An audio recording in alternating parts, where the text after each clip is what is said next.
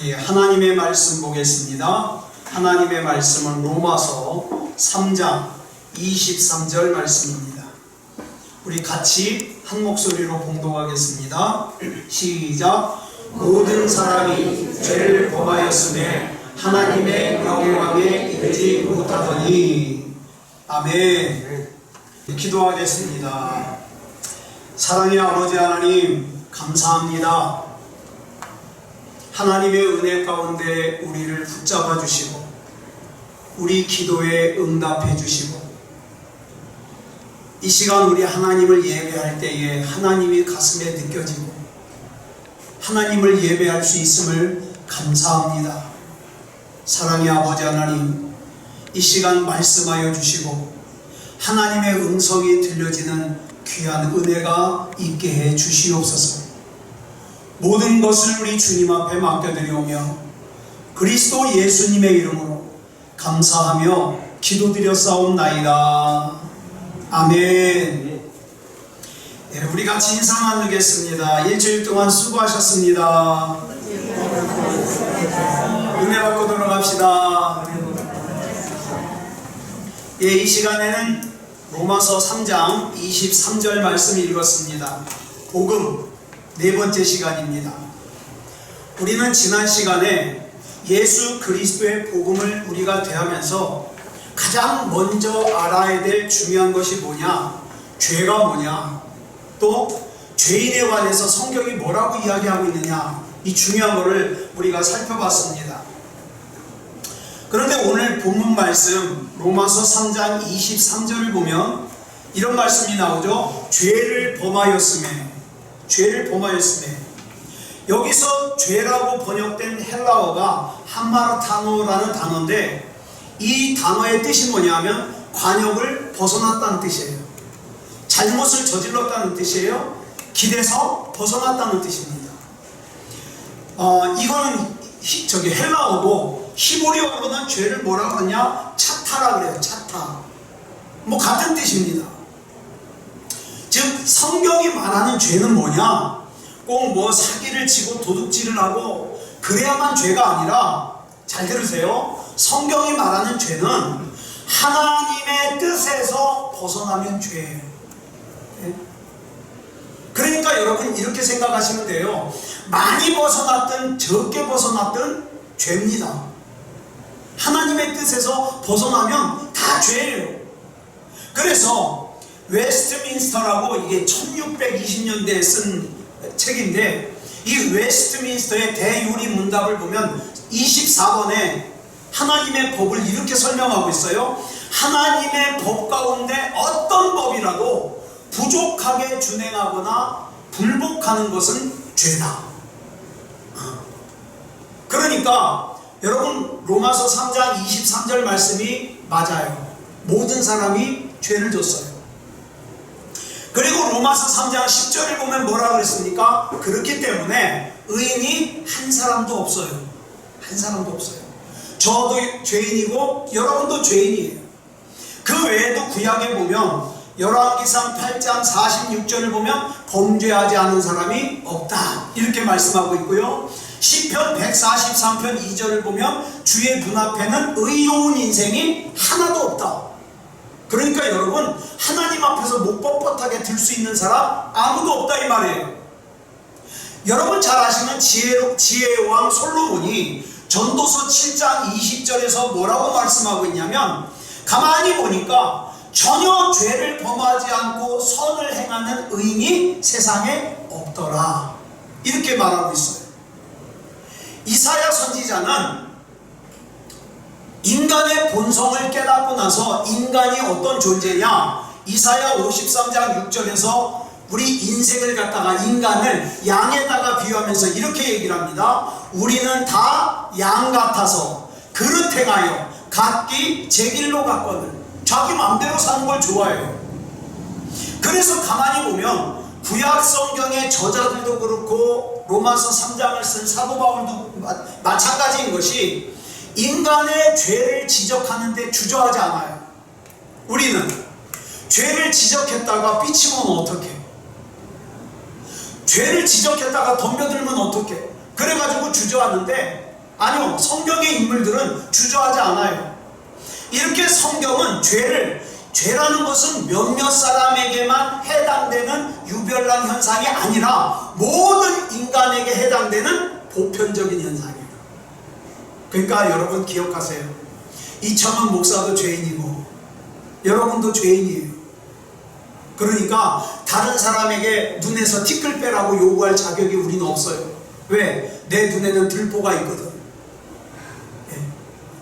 그래서 요한일서 1장 8절을 보면 뭐라 그랬습니까? 만일 우리가 죄가 없다고 말하면 난 죄 없어, 나는 온전해, 그러면 그 사람은 자기 스스로를 속이는 거예요. 게다가 또 어떻습니까? 진리가 그 속에 있지 않아요. 그 다음에 또 10절에 보면 뭐라 그랬냐면, 줄친 것만 읽어볼까요? 시작. 만일 우리가 범죄하지 아니하였다 하면 하나님을 거짓말하는 이로 만드는 것이니. 왜요? 하나님은 우리를 죄인이래요. 근데 내가 죄를 범하지 않았다 그러면 하나님 거짓말장애로 만드는 거죠. 그래서 여러분 성경을 대충만 훑어봐도 인간에게 있어서 가장 큰 불행은 죄라는 걸 알 수 있어요. 그런데 큰 문제가 생겼어요. 오늘날의 문화가 이 죄를 너무 가볍게 여겨요. 죄 짓는 사람을 뭐라 그러는지 아십니까? 융통성이 있대요. 죄를 짓는 사람을 뭐라 그러는지 아세요? 합리적인 사람이래요. 죄를 짓는 사람을 뭐라 그러는지 아세요? 저 사람 참 지혜로워. 구약 성경을 보면 죄를 또 다른 말로 설명하고 있는데 뭐라 그러냐? 허물이라고 해요. 허물. 이 허물이라고 번역된 히브리어가 아바르라는 단어인데 무슨 뜻이냐면 건너다, 가로지르다, 지나가다 이런 뜻이에요. 신약 성경에는 허물을 헬라어로 뭐라 그러냐? 파라바이노라 그러는데 이 뜻은 뭐냐면 곁을 지나가다, 넘어가다 라는 뜻이에요. 즉 죄를 범하는 게 뭐냐? 허물이 뭐냐? 하나님의 인격과 권위를 무시한 채 하나님의 법을 건너가거나 지나가거나 또는 넘어가는 것, 이게 허물이에요. 이걸 성경에서 허물이라고 그래요. 이 허물을 가지고 있는 상태를 이사야 1장 4절에서 뭐라 그러냐? 만홀히 여긴다 이렇게 표현하고 있어요. 만홀히 여긴다. 이 만홀이라는 게 한자예요. 만홀히 여기다라는 말을 갖다가 무슨 뜻이냐면 사전을 찾아봤어요. 만홀히 여기다 사전을 찾아봤더니 이렇게 설명하고 있어요. 무심하고 소홀하다, 업신여기다 이런 뜻이에요. 이 만홀에서 이 만자가 무슨 만자냐? 이런 뜻이에요. 질서가 없이 질펀하게 어지럽혀져 있는 거, 만자가. 자, 그러니까 이런 거예요. 만홀, 법과 질서가 없이 문득문득 생각나는 대로 사는 거, 이게 만홀이에요. 오늘은 갑자기 예배가 가고 싶어? 그럼 예배 갈까? 오늘은 갑자기 예배가 가기 싫어? 가지 말까? 하나님을 만홀히 여기는 거예요. 문득문득 생각나는 대로 살거든요. 결국 하나님을 만홀히 여긴다는 말의 뜻이 뭐냐? 그때그때 생각나는 대로 하나님을 자기 마음대로 함부로 대하는 거예요.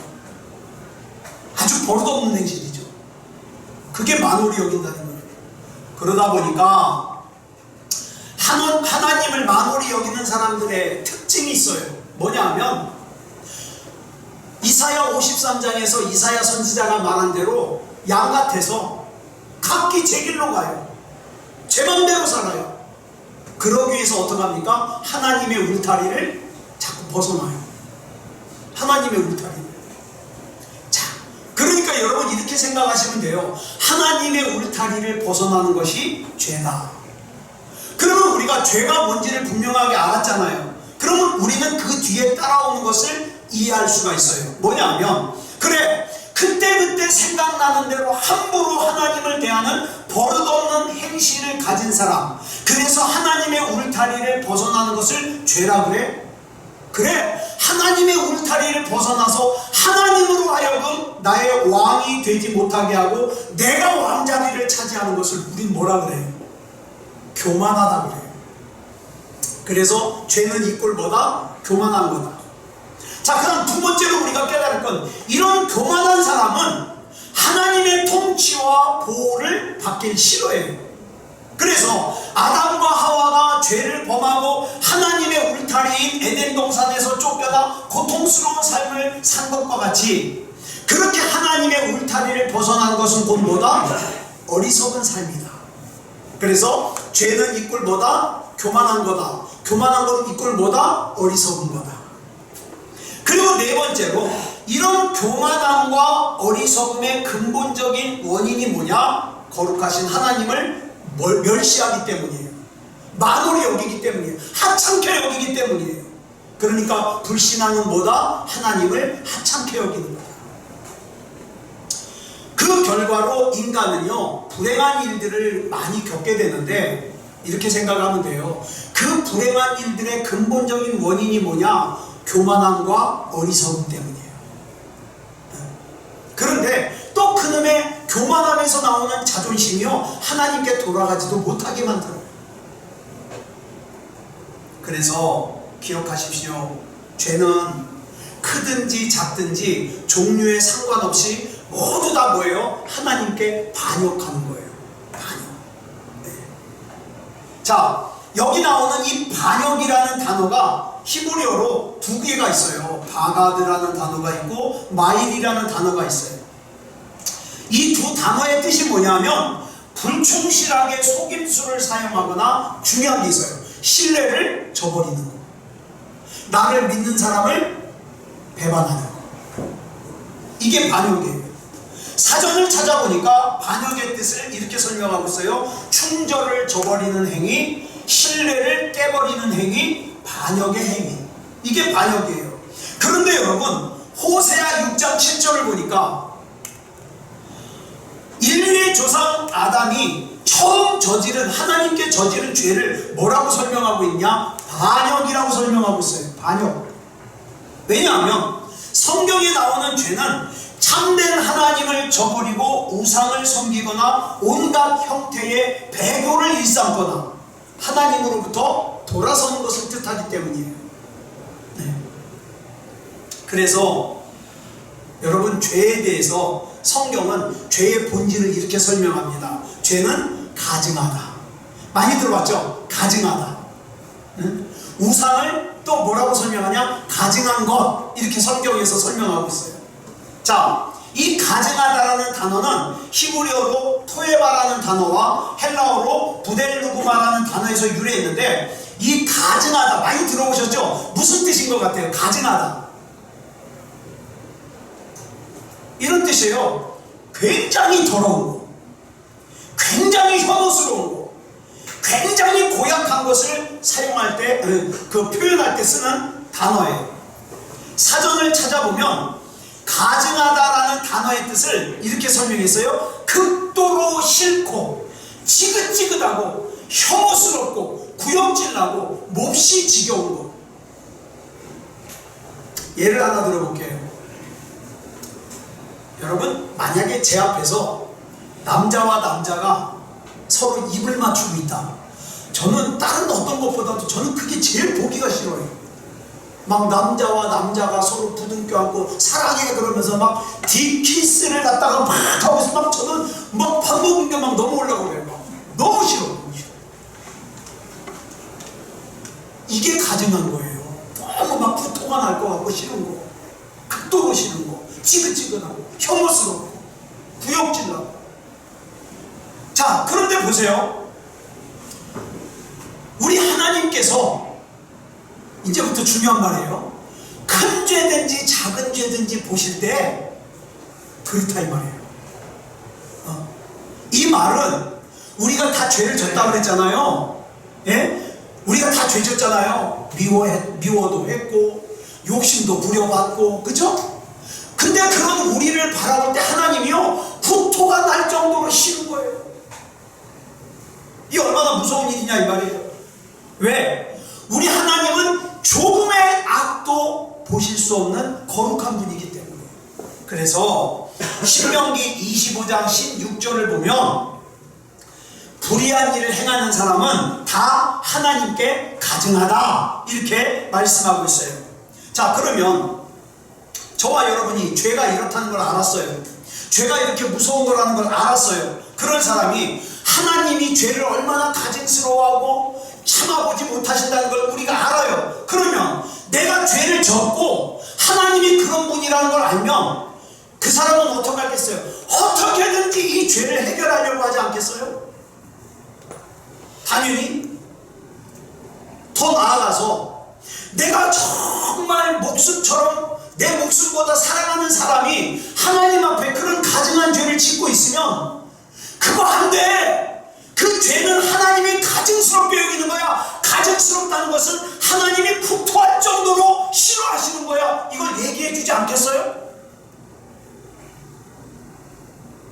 그런데 만약에 내가 이 사람과의 관계가 깨질까봐, 내가 이 사람에게 공손한 관계를 유지하기 위해서, 내가 이 사람에게 예의를 지키기 위해서 분명히 이 사람이 지금 하나님이 가증스러워하는 죄를 지금 짊어지고 있다는 걸 아는데, 하나님은 그걸 싫어한다는 걸 아는데, 아니야, 나는 이 사람과의 관계를 깰 수도 없어. 그래서 얘기 안 할 수 있을까요?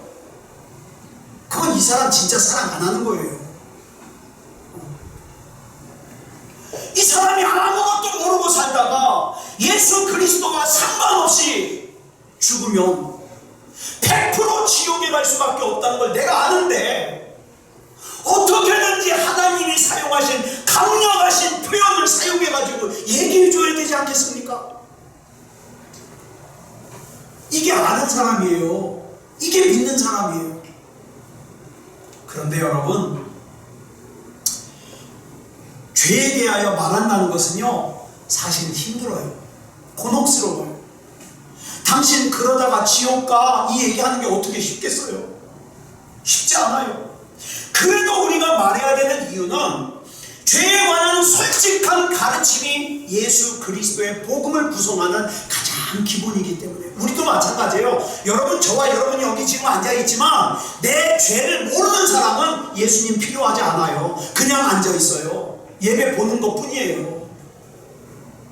근데 내 죄가 깨달아지는 사람, 이 죄가 심각하다는 걸 아는 사람은요, 하나님 앞에 매달립니다. 나 예수님 아니면 안 돼요. 왜? 예수님 아니면 이 가증스러운 죄를 해결할 방법이 없거든요. 이게 예배를 보는 사람과 예배를 드리는 사람의 차이예요. 그런데 다시 한번 말씀드립니다. 이 죄를 얘기하려면 불편해요. 절대 쉽지 않아요. 하지만 반드시 알아야만 됩니다. 오늘날 이 세상, 우리가 살고 있는 이 세상은요, 죄라는 용어를 잘 사용 안 해요. 네? 사람 죽여놓고도 유감이라고 그러지 죄졌다고 안 해요. 여러분 보세요. 나라가 나라에게 큰 잘못을 하고 실수를 했는데 기껏 한다는 말이 뭐예요? 유감을 표현합니다. 유감이 뭐예요? 자기가 죄져놓고.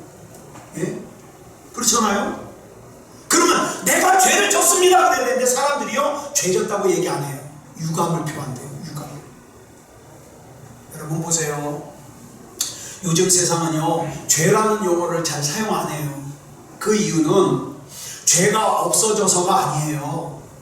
죄를 대신할 수 있는 적절한 용어가 있기 때문도 아니에요. 둘 중에 하나예요. 도덕적인 분별력이 사라져버렸거나 아니면 도덕적으로 분별을 하기는 하지만 거부하는 거예요. 다른 사람들도 다 그런데 뭐 나한테 왜 그래?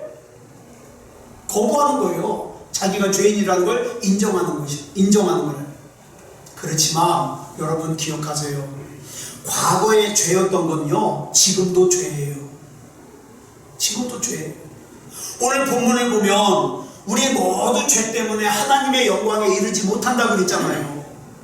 여기서 이르지 못한다는 건 뭐냐면 목적지에 도착 못한다는 뜻이에요.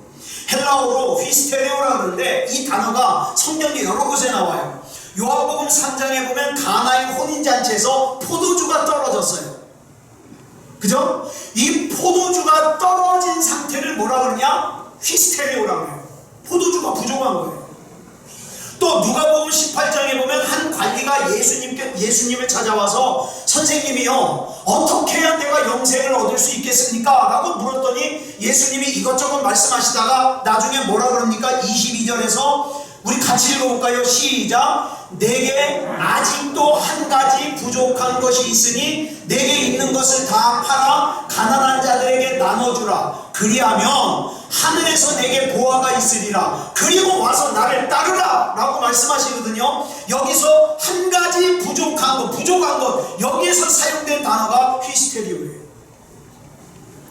즉 하나님의 영광에 이르지 못한다는 것은 내가 하나님의 영광이라고 하는 목적지에 이르기에 부족하다는 뜻이에요. 그러면 여기서 말하는 하나님의 영광이라는 목적지는 뭘까요? 여러분, 그것은 하나님이 마땅히 받으셔야 될 영광이에요. 그럼 영광이 참 표현하기 힘들잖아요. 이런 거예요. 하나님이 나 때문에 기쁘신 거예요. 하나님이 나 때문에 보람을 느끼시는 거예요. 이게 영광이에요. 저와 여러분은 나 때문에 하나님이 기쁘신 삶을 살아야 돼요. 나 때문에 하나님이 보람을 느끼는 삶을 살아야 돼요. 하나님이 2차원 일을 볼 때마다 나 쟤 때문에 속 터져 죽겠어, 왜 가는 데마다 저렇게 문제를 일으키지? 그러면 안 돼요. 나는 2차원 일을 보면 참 내가 하나님 된 보람이 있어, 이런 걸, 이게 영광이죠. 그런데 모든 사람이 죄를 범했기 때문에 하나님께서 마땅히 받으셔야 될 영광을 하나님께 돌릴 수 있는 자격이 있는 사람이 아무도 없다는 거예요. 그러니까 우린 다 뭐다? 하나님의 걱정거리다. 자, 그런데 여러분 이걸 아셔야 돼요. 이사야 43장 7절에 보니까 우리 지어진 목적이 뭐냐면, 하나님께서 하나님의 영광을 위해서 창조한 게 누구다? 우리예요. 사람이에요. 그래서 하나님께서는 인간이 하나님 앞에 영광과 찬양과 선하신 기쁨을 돌리기 위해서 창조된 존재인데, 그렇기 때문에 저와 여러분은 마땅히 내 마음과 영과 생각과 힘을 다해서 하나님을 사랑하고 영화롭게 하고 하나님께서 나 때문에 사는 보람을 느끼고 그렇게 해야 마땅한 건데, 우리가 그 목적을, 그 존재 이유를 차버렸다. 관심도 없다. 그냥 나 혼자 잘 먹고 잘 사는 데만 관심이 있다. 그러니까 하나님이 나를 창조하신 목적이 사라져버린 거예요. 그래서 웨스트민스터 소요리 문답이라는 책에 보면 첫 번째, 이게 쭉 질문으로 기독교 교리를 설명하고 있는데, 첫 번째 나오는 질문이 뭐냐면, 인간의 첫 번째 목적이 뭐냐, 이렇게 질문하고 그 질문에 대하여 이렇게 답을 합니다. 그것은 하나님을 영화롭게 하고 그분을 영원히 즐거워하는 거예요. 그걸 위해서 우리가 창조됐어요. 그러니까 나 때문에 하나님이 기쁘셔야 되고 나 때문에 하나님이 즐거우셔야 돼요. 그걸 위해서 우리가 창조된 거예요. 그래서 하나님을 다른 누구보다도 높이고 하나님 안에서 온전히 만족하고 하나님을 공경하고 하나님께 감사하고 하나님 앞에 순종하고, 이게 우리 인간의 특권이자 우리를 지으신 목적이에요. 그런데 타락하기 이전에는, 아담과 하와가 타락하기 이전에는 그렇게 살았어요.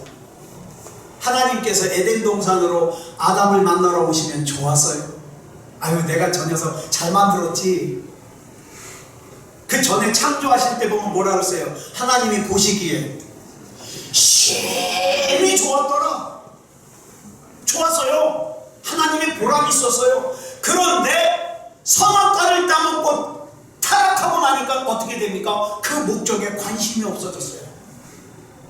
성경은 하나님께서 하나님의 영광을 위해서 인간을 지으셨지만 타락하고 난 뒤에 인간은 고집스럽게도 그 목적을 등한시하고 무시하면서 산다고 성경이 기록하고 있어요. 자, 사도 바울이 기록한 로마서 1장 21절로 23절까지 보겠습니다. 시작. 하나님을 알되 하나님을 영화롭게도 아니하며 감사하지도 아니하고 오히려 그 생각이 허망하여지며 미련한 마음이 어두워졌나니 스스로 지혜 있다 하나 어리석게 되어 썩어지지 아니하는 하나님의 영광을 썩어질 사람과 새와 짐승과 기어다니는 동물 모양의 우상으로 바꾸었느니라. 이 말씀을 따르면 여러분, 저와 여러분은 하나님을 충분히 알고 있어요. 그거 아세요? 저와 여러분이 나중에 하나님 앞에 심판대 앞에 섰을 때 신앙생활 잘 못하고 하나님 앞에 벌 받을 사람이 아유 하나님 나 그거 몰라서 그랬어요. 그거 누가 제발 좀 일찍 알려주셨으면 내가 잘했을 텐데 그렇게 못한다 이 말이에요. 왜? 인간은 이미 알아요. 하나님을 알아요. 하나님을 알되 이 무서운 거예요. 하나님을 알아요. 그런데 알긴 알지만 영화롭게 안 해요. 하나님을 알지만 예배 안 드려요. 하나님을 알지만 기도 안 해요. 하나님을 알지만 찬양 안 해요. 제멋대로 살아요. 그래서 하나님 앞에서 몰라서 그랬다고 변명 못한다 이 말이에요. 게다가 이창원 목사가 얼마나 설명을 잘해줘요. 복음만 하더라도 오늘이 네 번째 시간에 다음 주까지 5시간에 걸쳐서 얼마나 정확하게 설명해줘요. 근데 모른다? 그건 자기 탓이지. 전 나중에 가서 그럴 거예요. 다 설명해 줬다고. 저 까먹었다는 건 거짓말이라고. 자주 까먹는 나도 기억하는데. 전 얘기할 거예요. 이 말씀에 따르면 인간은 유일하신 하나님을 이미 충분히 알고 있어요. 내가 어떻게 해야 된다는 것도 알아요. 오늘 예배 참석 못한 사람도요, 이 속으로는요 알아요. 예배 드려야 되는데 알아요. 알지만 하나님을 영화롭게 아니하고 해요. 아니하고. 그러니까 심판날에 몰라서 그랬다고 변명 못한다. 그런데도 자신이 창조된 목적을 고의로 거부해요. 사람들이. 여러분, 우리는 중간이 없어요. 내가 하나님과 가깝게 살지 않으면 우리는 반드시 마귀와 가깝게 살아요. 중간이 없어요. 그래가지고 하나님과 가까워지지 않은 사람들은 어떡합니까? 고의로 하나님의 말씀을 거부하고 어둠과 짝하고 타락과 짝하고 허무한 인생을 살아요. 점점 추락하는 삶을 살아요. 그러면서도 어떻게 해요? 자기가 지혜로운 줄 알아요. 이게 문제라 이 말이에요. 인간의 삶에서 발견되는 모든 죄는 하나님을 영화롭게 하는 것으로부터 멀어지게 만들어요. 멀어지게. 하나님께서 인간을 하나님의 형상대로, 여러분 우리 그런 말 자주 하잖아요. 하나님의 형상대로 지음을 받았다. 무슨 뜻이에요? 제가 예전에 좀 자세하게 설명을 드린 적이 있는데, 우리가 이 말은 참 어려운 말이에요. 하나님의 형상대로 지음을 받았다. 제가 어렸을 때는 눈, 코, 입이 하나님의 형상대로 지음을 받았다는 줄 알았어요. 그래가지고 저도 참 고민을 했던 게, 하나님도 눈이 작으신가 봐. 왜? 하나님의 형상대로 나 만들었잖아. 그러잖아요. 그런데 그런 뜻이 아니라 하나님의 형상대로 만들었다는 것은요, 온전히 그 뜻을 다 이해할 수는 없지만, 그러나 하나님께서 인간을 진흙덩어리의 그 이상의 존재로 만드신 건 확실하다. 왜? 그래서 하나님은 사람과 교제하기를 원하셔요. 그거 아셔요 여러분? 여러분이 막 찬양하다 보면, 성경 읽다 보면요, 하나님께서 교제하기를 원하셔요. 나와 교제하자. 나와 얘기 좀 하자. 얘기 좀 하자. 여러분, 그 대표적인 특징이 뭐냐 하면 하나님과 내가 교제하면서 살 수 있다는 거예요. 그래서 하나님과 교제하는 존재를 갖다가 고린도후서 3장 18절에서 뭐라고 설명을 했냐? 수건을 벗은 얼굴. 아직도 머리에 수건 뒤집어 쓴 사람들은 뭡니까? 하나님과 교제를 못해요. 하나님과 교제를 못해요. 그러나 아담이 하나님보다 자기가 더 높아지려고 하는 반역을 저질렀을 때 그 아담 속에 담겨져 있던 하나님의 형상이 깨져버렸어요. 자, 우리 오늘 하나님의 형상의 대표적인 특징 하나 말씀드렸죠. 뭐예요? 하나님과 교제하는 거. 하나님과 교제하는 하나님의 형상이 깨져버리니까 어떻게 됩니까? 하나님의 영이 떠나가 버렸어요. 그래서 사무엘상 4장 21절에 보니까 하나님의 영광이 이스라엘에서 떠난 상태를 뭐라 그런다? 이가봇이라고 한다. 이가봇. 이게 바로 뭡니까? 타락한 아담이 후손에게 물려주는 거예요. 여러분, 아담과 하와가 타락한 이후로 그 후손들은 어떻게 됐어요? 바울이 그러잖아요. 죄악 중에 잉태됐다. 태어나면서부터 죄인이에요. 왜? 죄를 유전받았거든요. 죄인이에요. 태어나면서부터 죄인이에요. 이게 왜 중요한지 아십니까? 사람이 태어난 상태에서 그냥 내버려 두면요, 저절로 죄져요. 그리고 오토매틱으로 어떻게 해요? 지옥으로 가게 돼 있어요. 그러니까 결정적인 순간에 하나님이 만나주시고 하나님의 백성이 되게 해주셔야만 방향을 바꿔서 천국으로 간다 이 말이에요. 그러니까 여러분, 나에게 믿음의 부모를 주셔가지고 내가 태어나자마자 내가 어쩌다 보니까 교회 안에 있네, 이 사람들은 정말 하나님 앞에 감사해야 돼요. 감사해야 돼요. 그래서 이 타락한 것, 이가봇, 하나님의 영이 떠난 것을 갖다가 신학자들이 뭐라고 설명을 하냐? 영원한 죽음이라고 설명을 해요. 영원한 죽음. 또 유식한 말로 이걸 뭐라 하냐? 전적인 타락이라고 해요. 전적인 타락. 이거 들어보셨어요? 전적인 타락? 저는요, 전적인 타락, 그러니까 처음에 이걸 뭐라고 알아들었냐? 완전히 인간은 100% 타락했구나, 이걸로 알아들었어요. 근데 나중에 보니까 그 뜻이 아니에요. 전적인 타락을 제가 잠깐 설명드릴게요. 이 전적인 타락은 첫째로 하나님의 형상이 완전히 100% 다 깨지고 없어졌다는 뜻이 아니라 있어요. 저와 여러분 속에 있어요. 조금 쪼가리가 있어요. 그런데 문제는 뭐냐면 죄로 인한 부패의 영향으로 이게 힘이 훼손돼 있어요. 훼손돼 있어요. 그래서 이 죄로 인한 부패가 영향을 미쳐가지고 내 육체적으로 행하는 행동이 악할 때가 있고, 마음이 악할 때가 있고, 생각이 악할 때가 있고, 감정과 의지가 악할 때가 있어요. 그래서 이 안에서 원하는 대로만 계속 살면요, 여러분, 제가 분명하게 말씀드리는데, 여러분 몸이 원하는 대로 살면 반드시 지옥 갑니다. 반드시 지옥 가요. 왜? 죄로 인해서 부패했기 때문에. 그 다음 둘째로, 하나님의 인격이나 뜻을 전혀 알 수 없다는 뜻이 아니에요. 저는 처음에 전혀 알 수 없다고 생각했는데, 전혀 알 수 없다는 게 아니라 아까도 말씀드렸잖아요. 하나님을 알아요. 하나님이 뭘 원하신다는 것도 알아요. 그런데 죄로 인해서 부패해가지고 하나님의 뜻에 순종할 능력이 없어요. 이게 문제예요. 순종을 못해요. 아니, 나도 알아. 예수 믿자 그러면 나도 믿긴 믿어야 되는 거 아는데, 교회 가자 그러면 나도 교회 가야 되는 거 아는데, 근데 갈 능력이 없는 거예요. 이렇게. 왜? 전적으로 타락해서. 그래서 여러분, 로마서 1장 20절에 보면, 나중에 하나님, 여기도 그 말씀 나와요. 나중에 하나님 앞에서 변명 못해요. 핑계 못해요. 왜? 아는 걸. 그렇지만 하나님의 인격이라든가 하나님이 뭘 원하신다는 걸 알지만 죄로 인해서 부패를 당했기 때문에 내가 너무 강해요. 그래서 하나님의 뜻에 순종 못해요. 그 다음 전적인 타락은요, 양심이 전혀 없는 게 아니에요. 양심이 있어요. 선과 악에 대해서 무감각한 게 아니에요. 뭐가 선이고 뭐가 악하다는 거 알아요. 여러분 주변에 예배 한참 안 드린 사람 있잖아요. 가서 물어보세요. 예배를 드리는 게 옳아요? 안 드리는 게 옳아요? 그러면 알긴 알아요. 예배를 드려야죠. 알아요. 그렇지만 죄로 인한 부패의 영향으로 그 양심의 소리를 따르질 않아요. 따를 능력이 없어요.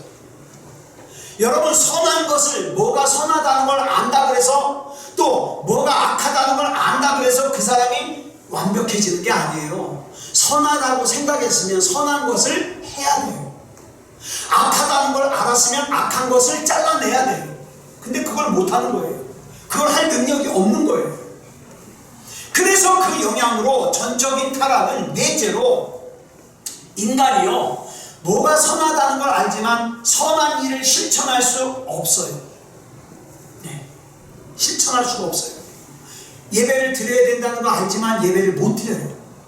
기도를 해야 된다는 거, 기도해야 되는데 알긴 알아요. 근데 기도를 못 해요. 왜? 전적으로 타락해서. 그 다음에 전적인 타락은 다섯째로 인간이 100% 부도덕한 죄를 저지르고 악한 짓만 저지른다는 게 아니라 부패의 영향으로 악을 저지를 수 있는 성향도 가지고 있고 선을 선택할 수 있는 성향도 가지고 있지만 부패의 영향으로 뭐예요? 선을 선택하기가 힘들어요. 그래서 중보기도가 필요한 거예요. 옆에 사람.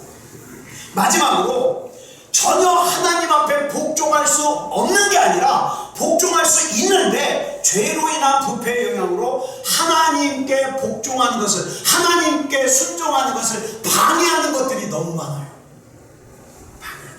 그러니까 이것들을 한마디로 정리하면 사람이 죄로 인한 부패의 영향 때문에 타락한 행동을 하고 타락한 선택을 하는 걸 뭐라 그런다? 전적인 타락이라고 한다. 신학자들은 이걸 뭐라 그래요? 영적으로 죽었다 이렇게 표현해요. 영적으로 죽었다. 창세기 2장 17절에 보면은 에덴 동산에서 하나님께서 아담에게 선악을 알게 하는 나무의 열매를 먹지 말라. 내가 먹는 날에는 반드시 죽으리라 그랬어요. 그죠? 죽으리라. 반드시 죽으리라. 그런데 창세기 5장 5절을 보면은 그 아담이, 선악과를 따먹은 아담이 몇 살까지 살았어요? 930살까지 살았어요. 이건 뭐냐? 그럼 하나님이 거짓말을 하신 것이냐? 아니에요. 하나님의 말씀은 범죄하는 순간 영적으로 죽는다는 거예요. 영적으로 죽는다는 건 뭡니까? 하나님과 교제를 못해요. 교제를 안 하는 게 아니에요. 교제를 못해요. 여러분 가운데 한번 성경 읽어보세요. 여러분이 성경을 펴놓고 읽을 때 마음속에 아무런 감동도 없고 터치도 없다. 여러분 영혼이 죽어있을 가능성이 커요. 그렇기 때문에 못 느끼는 거예요. 십자가를 얘기해도 못 느껴요. 왜? 영적으로 죽어있기 때문에. 하나님과의 관계가 단절되어 있는 거예요. 그러니까 육체는 살아있지만 영은 죽은 거예요. 아담 같은 경우죠. 이렇게 영적으로 죽은 사람은 또 특징이 또 하나가 있어요. 세상적인 일에는 굉장히 민감해요. 지혜로워요. 그런데 영적인 일에는 무감각해요. 제가 전도사 때 효도관광을 갔는데 왜 이렇게 아줌마들은, 그 얌전한 아줌마도 효도관광 가는 버스만 타면 이상하게들 변하는지 몰라. 마이크만 잡으면 이상한 물건이 돼버리는 거예요. 그러더니 막 목사님도 일으켜 세워가지고 막 노래 부르고. 그러니까 목사님이 찬양을 부르니까 그거 말고 유행가 부르라고. 목사님도 결국에 유행가를 시켜놓고야 앉아버리는 이 아주 이상한 물건이 돼버리는 거예요. 근데요, 제가 그때 아주 특이한 걸 발견했어요. 교회에서 찬양을 시키면 다 숨이 넘어가 버려요. 그 단체 나와 명여전도에 나와서 특송하겠습니다 그러잖아요. 그러면 나와가지고 막 악보를 보고 숨이 다 넘어가 안 들려요. 입만 뻥긋거려요. 보게 그놈 강림아 막 다 죽어가요. 근데 효도관광 가는 버스 안에서 마이크만 잡으면 레파토리가 끊어지질 않아요. 막 다 들썩들썩거려요. 그때 제가 깨달았어요.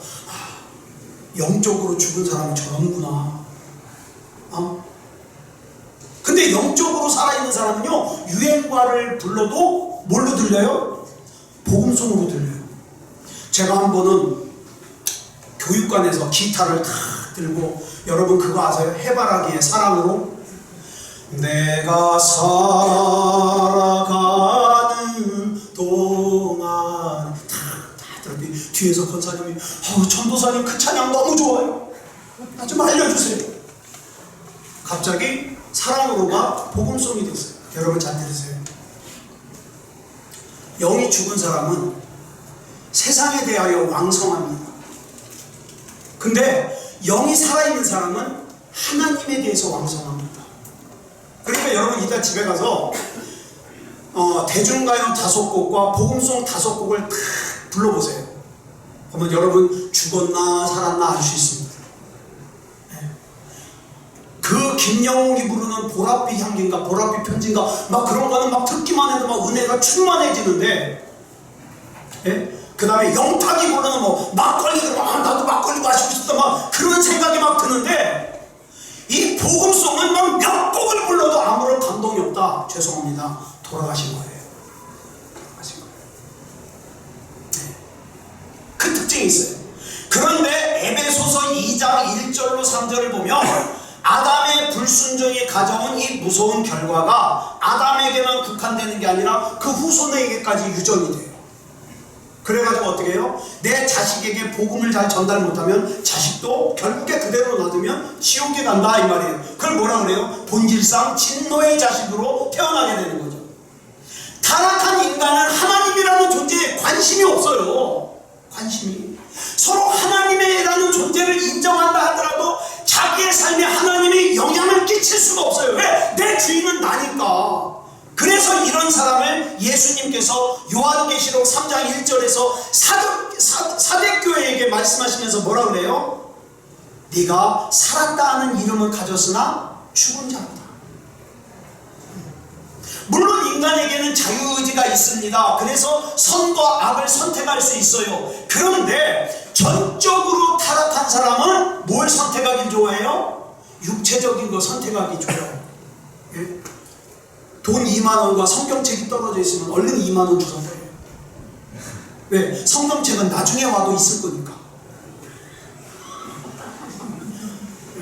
이거는 IQ 좀 높아야 이해를 해요. 자, 그러나 여러분 보세요. 인간은요, 가만히 놔두면 자동적으로 하나님의 인격과 성품에 반대되는 쪽으로 가게 돼 있어요. 그래서 여러분 잘 아시는 종교개혁자 마틴 루터가 노예의지론이라는 책을 썼는데, 이 책의 내용이 그거예요. 타락한 인간은 가만히 놔두면 하나님을 알 수도 없고 하나님을 사랑할 수는 더더욱 없다. 그냥 놔두면 자동으로 지옥 간다. 이게 노예의지론이에요. 한마디로 말해서 사탄 마귀의 노예로 사는 존재다. 영원히 죽을 수밖에 없다. 그런데 그런 우리를, 이게 중요한 거예요. 시간이 좀 늦어졌지만 진짜 중요한 거니까, 하나님께서 그런 우리를 뭐라 그래요? 의롭다 여겨주셔요. 여기 나오는 의롭다는요, 법적 용어예요. 이런 거예요. 이창원 무죄, 이 뜻이에요. 의롭다, 이 법적 용어예요. 재판장이신 하나님께서 예수 그리스도를 구주로 영접하고 그리스도인된 우리를 무죄라고 부르는 거예요. 너 의인이야 이제 의인. 사도 바울이 로마에 있는 그리스도인들에게 보낸 편지인 로마서 4장 3절에서 이걸 이렇게 얘기합니다. 시작. 성경이 무엇을 말하느냐? 아브라함이 하나님을 믿음에 그것이 그에게 의로 여겨진 바 되었느니라. 여기서 말하는 의롭게 되다라는 말은 하나님을, 여러분 의롭게 되었으니까 이제는 나는 말하는 것도 생각하는 것도 죄 절대 안 질까요? 여러분 예수님 믿고서 구원받았으니까 여러분 그냥 100% 착하게 살죠? 만약에 그게 그 말이 맞다면 우리 교회 안에 예수 믿는 사람 한 사람도 없네. 안 그렇다는 거 우리 다 알잖아요. 목사로부터 시작해서. 예? 그 뜻이 아니에요. 게다가 또 우리가 의롭다 되었으니까 우리가 그냥 앞으로 더 특별해지고 그런 건 아니에요. 잘 들으세요. 여기서 나오는 게 의롭다는 것이 뭘 알아야 되냐? 전가하다라는 뜻을 알아야 돼요. 전가하다. 여러분 전가하다는 무슨 뜻이에요? 제가 만약에 우리 어머니에게 책임을 전가해서, 책임을 전가했다. 무슨 뜻이에요? 내 책임을 어머니께 미뤘다 이 말이죠. 미뤘다. 잘 뜻이에요. 요거 잘 이해하셔야 돼요. 예수 그리스도의 의가 믿는 자에게 전가됐다. 무슨 뜻이냐면 예수 그리스도의 의가 믿는 자에게 넘겨 씌워져서 믿는 자의 의가 뭐가 됐다? 예수 그리스도의 의로 인정받는다. 그러니까 여러분 그거 아세요? 저는 하나님 앞에 예수님처럼 인정받는 사람이에요. 저만 그래요? 아니요. 우리 옆 사람에게 인사하겠습니다. 참 좋으시겠어요. 하나님께서 당신을 예수님처럼 봐주신대요. 여러분, 예수님께서 세례 요한에게 세례 받을 때 강에서 올라오시는데 하늘에서 하나님의 음성이 들렸죠. 뭐라 그랬어요? 이는 내 사랑하는 아들이요, 내 기뻐하는 자라. 그런데요, 예수님의 의가 나한테 전가되면서 하나님께서 나에게 사랑하는 아들이래요, 기뻐하는 자래요. 그러면 내가 그렇게 그거답게 살아야 될 거 아니에요, 그죠?